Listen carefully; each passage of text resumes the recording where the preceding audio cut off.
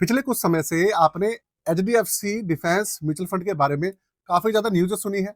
एक न्यूज़ तो ये निकल कर आई है कि इसके अंदर एसआईपी का ऑप्शन दोबारा से रिज्यूम हो गया है। अगर आपको नहीं पता था तो मैं आपको बता देता हूँ। दूसरा, डिफेंस सेक्टर के अंदर काफी बड़े बड़े अनाउंसमेंट हुए हैं। बजट के अंदर काफी बड़ा अनाउंसमेंट हुआ है। हमारा बजट भी एनहेंस हुआ है। साथ में नई नई डील कर रहे हैं हम लोग। तेजस की डील हो रही है। एमका के बारे में भी बहुत सारी अपडेट निकल कर आई हैं। और नए नए ऑर्डर्स इंडियन कंपनीज को दिए जा रहे हैं इंडियन गवर्नमेंट के द्वारा, और बाहर की कंपनीज जो बाहर के देश हैं उनके द्वारा, और बाहर की जो कंपनीज है वो भी ऑर्डर दे रही है। तो इस तरीके से देखा जाए तो काफी माहौल बना हुआ है डिफेंस सेक्टर को लेकर। तो जिस तरीके का माहौल बन रहा है, क्या इसकी जो परफॉर्मेंस है ये उसको अडेप्ट कर भी रहा है? क्या इसके अंदर परफॉर्मेंस निकल कर आ रही है या नहीं आ रही है, या सब फालतू की बातें चल रही है? तो दोस्तों देखते हैं आज की वीडियो के अंदर, एंड तक बने रहिएगा। कंप्यूटर स्क्रीन आपके सामने चालू हो चुकी है। फंड का नाम आपके सामने है, HDFC defence fund. Direct plan, regular plan, कोई सा भी प्लान हो, ग्रोथ ऑप्शन हो, आईडीसी डब्ल्यू, क्या मैटर पड़ता है यार?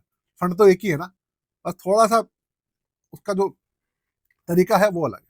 परफॉर्मेंस दोनों की सेम रहती है। तो इसकी बात करें तो सबसे पहले आप इसका 2 साल का एवरेज जो है उसके ऊपर नजर डालो। आपको पता लगेगा 23.75% का इसका 2 साल का एवरेज चल रहा है, मतलब 23.25%। इसके अलावा अगर मैं याद रखूं तो करीबन पिछले 1.5 साल से इसका जो एनएवी है 25 रुपए से पहले चल रहा था। 1.5 साल से पहले, जुलाई 2024 से पहले 25 रुपए से ऊपर चल रहा था इसका एनएवी, मुझे अच्छे से याद है। फिर इसका एनएवी 20 रुपए से नीचे 19-18 रुपए पे आ गया था, और अब बहुत समय बाद दोबारा से इसका एनएवी 25 रुपए पर पहुंच चुका है। 1.5 साल लग गया लेकिन उसको पहुंचने में, लेकिन पहुंच गया। रैंकिंग इसको किसी भी तरीके की नहीं मिली है, और ये इसका जो रिस्क मीटर है वेरी हाई है। ये इसका आपके सामने डेटा है। रिटर्न चेक करते हैं कि रिटर्न के अंदर कुछ इंप्रूवमेंट हुआ है या नहीं हुआ है। ये देखिए आप, रिटर्न आपके सामने है। 1 साल का आप एवरेज देखिए 43.94% है। 1 साल का एवरेज बहुत अच्छा दिख रहा है, लेकिन सारी की सारी जो बात है ना वो पिछले 1 महीने, 3 महीने और 6 महीने के डेटा में है।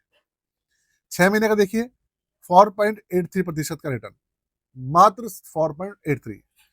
3 महीने में 0.44% और 1 महीने में 8.32%। मतलब अगर हम पिछले, अगर 3 महीने और 6 महीने में देखेंगे तो आपको रिटर्न्स ना के बराबर दिखेंगे, क्योंकि उसमें गिरावट भी बहुत हुई थी उस दौरान। लेकिन हम बात कर रहे हैं पिछले 1 महीने की, क्योंकि जो भी न्यूज निकल कर आई है वो पिछले 1 महीने से निकल कर आ रही है। बजट भी इसी महीने आया है। तो आप देखिए 1 महीने में इसके अंदर परफॉर्मेंस जो है उसमें इजाफा हुआ है। 8.32% का रिटर्न निकाल के दिया है इसी महीने में, मतलब 1 महीने के अंदर। और अगर आप, हम इसका 1 हफ्ते का डेटा भी चेक कर लेते हैं। ये रहा 15 दिन का डेटा।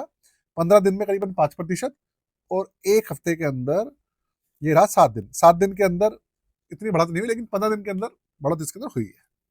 तो देखिए तो परफॉर्मेंस के अंदर ग्राफ ऊपर जाता हुआ नजर आ रहा है। लेकिन लेकिन एक्चुअल में इन्वेस्टर्स को ना, जो डिफेंस सेक्टर के स्टॉक्स हैं और जो फंड्स हैं, उनसे ये उम्मीद करते हैं कि इनके अंदर जो ग्रोथ हो इतनी स्पीड से हो कि बस कंपाउंडिंग बहुत जल्दी काम करे। ये इन्वेस्टर उम्मीद करते हैं डिफेंस सेक्टर से। लेकिन इस बार डिफेंस सेक्टर बहुत स्लो स्लो, जिस तरीके से बढ़ना चाहिए उस तरीके से रिएक्ट कर रहा है। और ये एक पॉजिटिव बात भी है, क्योंकि यार कोई भी सेक्टर है अगर वो इतनी रैपिड तरीके से भागेगा तो सिंपल सी बात है रैपिड तरीके से नीचे भी आएगा। डिफेंस सेक्टर ले लीजिए आप, या फिर कोई और सेक्टर ले लीजिए, सेक्टर बेस्ड फंड्स की ना ये एक माइनस पॉइंट रहता है। तो देखिए ये इसके अंदर अभी एक पॉजिटिव बात चल रही है। दूसरी बात, इसका पोर्टफोलियो के ऊपर एक नजर डालें छोटी सी, तो ये एक एक्टिव मैनेज फंड है। देखिए तो एक्टिव मैनेज फंड के अंदर, तो वैसे तो इसके अंदर ज्यादातर हिस्सेदारी डिफेंस सेक्टर की कंपनीज ही है। एचएल है इसके अंदर जो मैक्सिमम स्टॉक होल्डर है।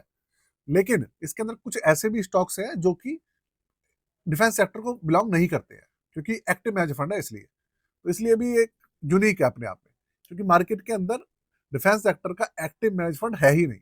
सिर्फ एक ही स्कीम है एचडीएफसी की। 98% आप देखिए इक्विटी के अंदर हिस्सेदारी है, 2% इन्होंने कैश होल्ड किया हुआ है।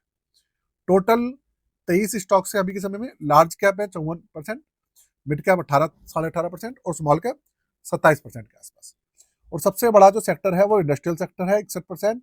फिर कंज्यूमर डिस्क्रिशनरी करीबन 17.81% है। मटेरियल 13.66% और 5% टेक्नोलॉजी सेक्टर है। इस तरीके से पूरी की पूरी आप देखिए हिस्सेदारी है। अगर आप डिफेंस सेक्टर का जो इंडेक्स फंड है मोतीलाल ओसवाल डिफेंस को देखें, उसमें 18 स्टॉक्स है, क्योंकि वो डिफेंस सेक्टर का है और एक इंडेक्स है।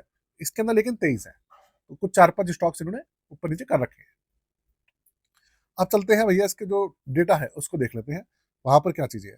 2 जून 2023 को लॉन्च हुआ था और अब 2025 निकल गया, और अब 2 जून 2026 को इसको 3 साल का डाटा हो जाएगा आपके सामने। तो आपके सामने 3 साल का एक अच्छा खासा डेटा अवेलेबल रहेगा। निफ्टी इंडिया डिफेंस टीआरआई इसका बेंचमार्क है। ओपन एंडेड स्कीम है, एक्सपेंस रेशियो 0.82% है, जो कि ज्यादा है। और जब से लॉन्च हुआ तब से अब तक का आप एवरेज देख लीजिए 40.09% है। और रिस्क लेवल भैया वेरी हाई है, मैं तो कहूँगा वेरी वेरी हाई है, वेरी हाई भी नहीं है, क्योंकि डिफेंस सेक्टर है और सेक्टर बेस्ड है। 7,794 करोड़ का इसके अंदर AUM है।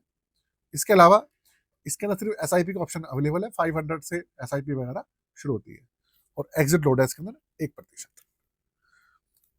तो अगर मैं बात करूं पॉजिटिव पॉइंट की, तो देखिए ऐसा है कि इस फंड का एक ही पॉजिटिव पॉइंट है कि भाई ये डिफेंस सेक्टर का है और इकलौता एक्टिव मैनेज फंड है, और HDFC की स्कीम है।